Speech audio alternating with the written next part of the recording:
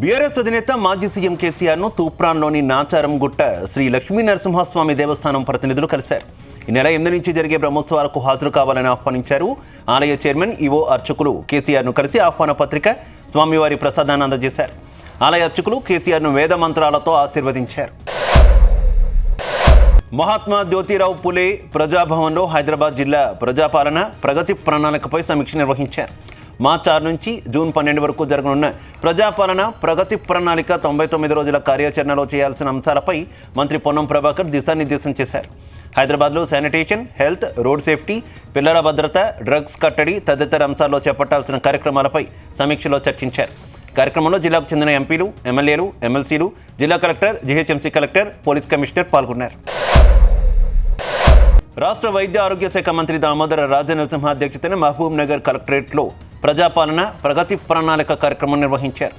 ప్రభుత్వం నిర్దేశించిన 99 రోజుల యాక్షన్ ప్లాన్ గురించి అధికారులకు దిశానిర్దేశం చేశారు. కార్యాచరణను విజయవంతంగా అమలు చేయాలని అధికారులను ఆదేశించారు. కార్యక్రమంలో ఉమ్మడి మహబూబ్ నగర్ జిల్లా ఎమ్మెల్యేలు, ఎమ్మెల్సీలు, కలెక్టర్లు, ఉన్నతాధికారులు పాల్గొన్నారు. హైదరాబాద్ జిల్లా ప్రజాపాలన ప్రగతి ప్రణాళిక కార్యక్రమంలో భాగంగా జిల్లా ఇన్ఛార్జ్ మంత్రి పొన్నం ప్రభాకర్ పలు అభివృద్ధి కార్యక్రమాలు ప్రారంభించారు. 99 రోజుల కార్యాచరణలో భాగంగా మాసప్ ట్యాంక్లోని చాచా నెహ్రూ పార్క్లో స్వయం సహాయక సంఘాల ఆధ్వర్యంలో ఏర్పాటు చేసిన ఈ వ్యర్థాల సేకరణ సెంటర్, అలాగే అద్దాల లైబ్రరీ, ఇందిరా మహిళా శక్తి క్యాంటీన్ను మంత్రి ప్రారంభించారు. ఎలక్ట్రానిక్ వ్యర్థాలను రీసైక్లింగ్ చేయాలని సూచించారు. కాంగ్రెస్ ప్రభుత్వం ఏర్పడిన తర్వాత అనేక అభివృద్ధి పథకాలు ప్రవేశపెట్టామని మంత్రి పొన్నం తెలిపారు. తిరుమల శ్రీవారిని తెలంగాణ జాగృతి అధ్యక్షురాలు కల్వకుంట్ల కవిత కుటుంబ సభ్యులతో కలిసి దర్శించుకున్నారు. గురువారం రాత్రి అలిపిరి నడక మార్గం ద్వారా జాగృతి నాయకులతో కలిసి తిరుమలకు చేరుకున్నారు. నేడు ఉదయం స్వామివారిని దర్శించుకొని వేద పండితుల ఆశీర్వచనం అందుకున్నారు. దేవుడి దయతో తనపై ఉన్న కేసును కోర్టు పూర్తిగా కొట్టేసిందన్నారు.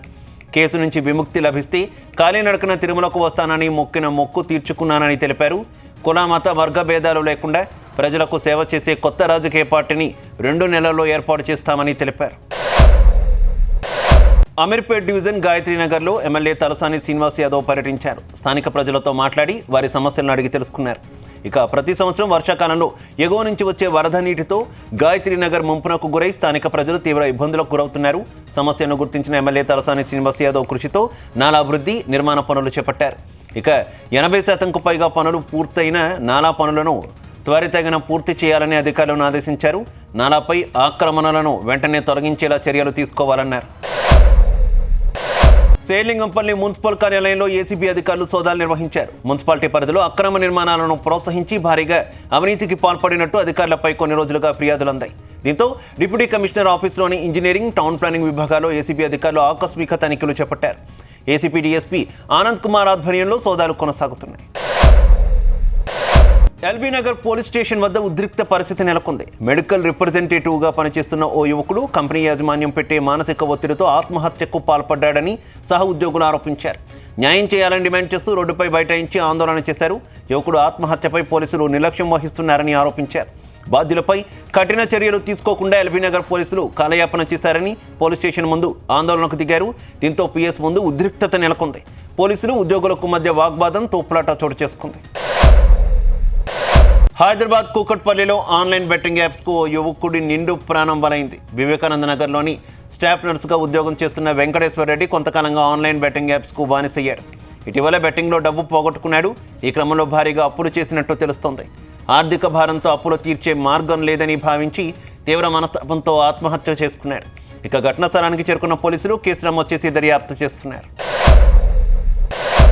జూబ్లీహిల్స్ అపోలో ఆసుపత్రి దగ్గరలోని హన్విన్ కేరళ కెఫేలో ఫుడ్ సేఫ్టీపై కస్టమర్స్ ఆందోళన వ్యక్తం చేశారు. కెఫేలో సర్వ్ చేసినటువంటి బిర్యానీలో కాల్చిన బీడీ ప్రత్యక్షమైంది. దీంతో కంగుతిన్న కస్టమర్ కెఫే సిబ్బందిని ప్రశ్నించగా నిర్లక్ష్యంగా సమాధానం చెప్పినట్టు సమాచారం. ఇక బిర్యానీలోకి బీడీ ఎలా వచ్చిందనే విషయంపై కస్టమర్లు పలు అనుమానాలు వ్యక్తం చేస్తున్నారు. రెస్టారెంట్లో ఆహార నాణ్యతపై కస్టమర్లు ఆగ్రహం వ్యక్తం చేస్తున్నారు. రాష్ట్ర ప్రభుత్వం ప్రతిష్టాత్మకంగా చేపట్టిన ప్రజాపాలన ప్రగతి ప్రణాళిక 99 రోజుల కార్యాచరణను ఆదిలాబాద్ జిల్లాలో మంత్రి జూపల్లి కృష్ణారావు ప్రారంభించారు. జిల్లా కలెక్టరేట్లో నిర్వహించిన కార్యక్రమంలో అధికారులకు పలు సూచనలు చేశారు. కార్యాచరణను జిల్లాలో సమర్థవంతంగా అమలు చేయాలని ఆదేశాలు జారీ చేశారు. ఇక సాగునీటి ప్రాజెక్టులకు సంబంధించి పెండింగ్ పనులను వేగవంతం చేయాలని, మరమ్మతులు ఏమైనా ఉంటే యుద్ధ ప్రాతిపదికన పూర్తి చేయాలన్నారు. భూసేకరణపై ప్రత్యేక దృష్టి పెట్టాలన్నారు.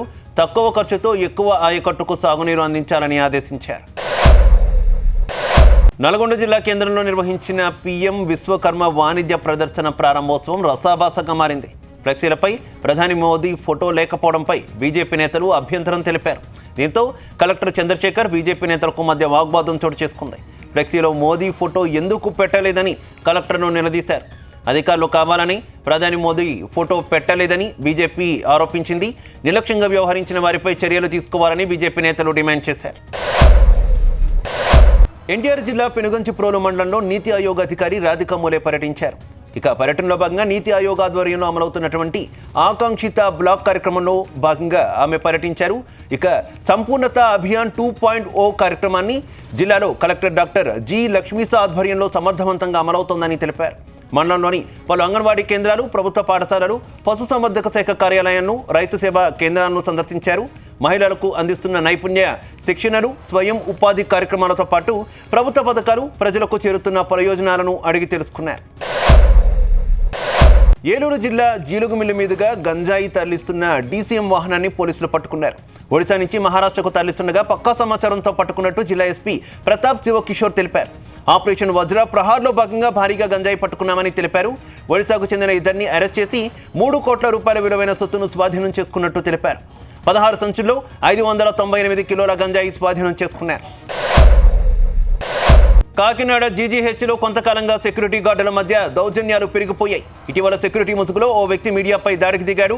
ఇక ప్రభుత్వ లోగో వాడుకుని ఐడి కార్డులతో హల్చల్ చేస్తూ సూపర్వైజర్ అని చెప్పుకుంటున్నాడు. సెక్యూరిటీ సిబ్బంది 2గా విడిపోయి పరస్పరం దాడులు చేసుకున్నాయి. తాజాగా రోగుల ముందే ఘర్షణ పడడంతో రోగులు, వారి బంధువులు భయాందోళనకు గురయ్యారు. ఇందులో ఓ వర్గం వారికి ఎంఆర్పీఎస్ మద్దతు ప్రకటించింది. దాడులకు పాల్పడిన వారిని కఠినంగా శిక్షించాలని డిమాండ్ చేస్తున్నారు. హనుమకొండలోని సుబేదారి పోలీస్ స్టేషన్ పరిధిలోని చైన్ స్నాచింగ్ కలకలం రేపింది. ఉదయం ఎక్సైజ్ కాలనీలో ఓ మహిళ ఇంటి ముందు ముగ్గు వేస్తుండగా గుర్తు తెలియని వ్యక్తులు బైక్పై వచ్చి ఆమె మెడలో ఉన్న గోల్డ్ చైన్ లాక్కొని పరారయ్యారు. మహిళ ప్రతిఘటించిన ఫలితం లేకుండా పోయింది. దొంగతనం దృశ్యాలు సీసీ కెమెరాలో రికార్డయ్యాయి. ఘటనపై సుబేదారి పోలీసులకు బాధితురాలు ఫిర్యాదు చేశారు. సీసీ కెమెరాల ఆధారంగా పోలీసులు దర్యాప్తు ప్రారంభించారు. రైల్వే కోడూరు జనసేన ఎమ్మెల్యే అరవో శ్రీధర్ కేసులో కీలక పరిణామం చోటు చేసుకుంది. ఎమ్మెల్యే తనను వేధిస్తున్నారని గతంలో ఆరోపణలు చేసిన మహిళా ఉద్యోగి ఈరోజు రైల్వే కోడూరు కోర్టుకు హాజరయ్యారు. ఎమ్మెల్యే తల్లి చేసిన ఫిర్యాదు మేరకు నమోదైన కేసులో ఆమె ఇవాళ కోర్టు మెట్లెక్కారు. కేసులో మహిళా ఉద్యోగికి హైకోర్టు ముందస్తు బెయిల్ మంజూరు చేసింది. హైకోర్టు ఆదేశాల మేరకు బెయిల్ పూచీకత్తుకు స్థానిక రైల్వే కోడూరు కోర్టులో దాఖలు చేసేందుకు ఆమె నేడు కోర్టుకు హాజరయ్యారు. కలియుగ వైకుంఠం తిరుమలగిరిపై సినీ తారలు సందడి చేశారు. బాలీవుడ్ నటి జాన్వీ కపూర్, సీనియర్ నటి మహేశ్వరి, కన్నడ నటి రుక్మిణి వసంత వేరువేరుగా స్వామివారిని దర్శించుకున్నారు.